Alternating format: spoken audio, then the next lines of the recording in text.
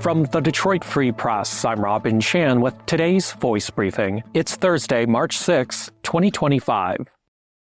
I'm Adrienne Roberts reporting for the Detroit Free Press. Marijuana advertisements near schools and other places children congregate will no longer be allowed after the Detroit City Council unanimously approved a new ordinance. The ordinance prohibits advertisements for marijuana and electronic nicotine delivery systems, which are vapes, from being within a 1,000-foot radius of certain locations where children are likely present, such as child care centers, parks, libraries, and recreation centers. The ordinance is in response to concerns raised by the Detroit Public Schools Community District Superintendent about the proliferation of marijuana in schools in recent years. The new ordinance will go into effect in the coming weeks once it's published. Violating the ordinance is a criminal offense with a fine of up to $500 and up to 90 days in jail.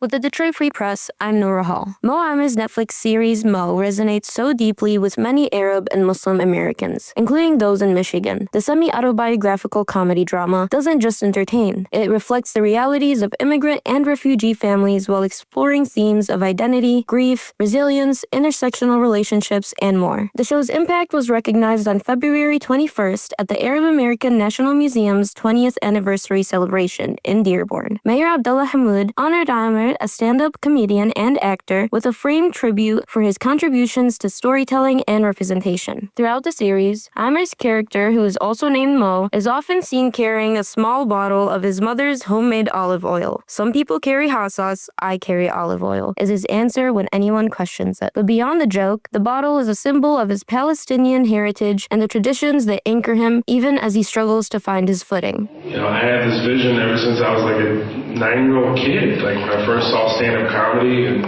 it really started to evolve for me pretty rapidly once I saw that there was no Arab American stories on television, certainly not Palestinian stories on American television or anywhere outside of the Middle East.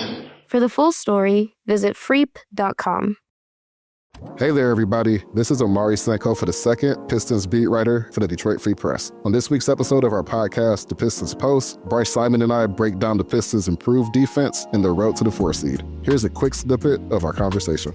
Let's just talk about this stretch. What's the momentum? What's the carrying force? What is your answer if I tell you, like, hey, you can't say Cade Cunningham? What do you think is the next driving force behind kind of specifically what we've seen here recently? The defense, for sure. And I think a lot of that, Asar's brought it all season, Isaiah Stewart's brought it all season. I think they've had great effort all season, but I think Duren being more of a force on that end, and not just the timing with the blocks, but the Pistons are just trying to beat teams up, right? Like they're playing physical basketball, and I think they're trying to play as physical as the refs will allow them to. And you look at the buy-in on defense across the board. Ever since Asar's been the starting lineup, they've had a new element there with him just bouncing all over the floor and probably cutting off 3 or 4 fast breaks a night just from teleporting from one end to the other. So their defense drives a lot, and I think there's been a lot of nights where you may have a stretch where you can't score for 4 or 5 minutes with Cade out, or maybe Cade's just having an off night, but you come back in and you find some spark and you're only down 8 or 9, like something you can manage, right? You're not seeing games slip away entirely like they did all the time last year. And that just starts with defense, right? They have a lot of guys, I think, individually and as a collective who have really taken it seriously, and they've gotten better as the years going on. So if we're not talking about Cade, I think defense is number 1. You can hear that full conversation in this week's episode of The Pistons Post, which is available wherever you listen to podcasts. And as always, you can find our latest coverage on freep.com/sports. Find more from the Detroit Free Press on freep.com. That's FREEP.com.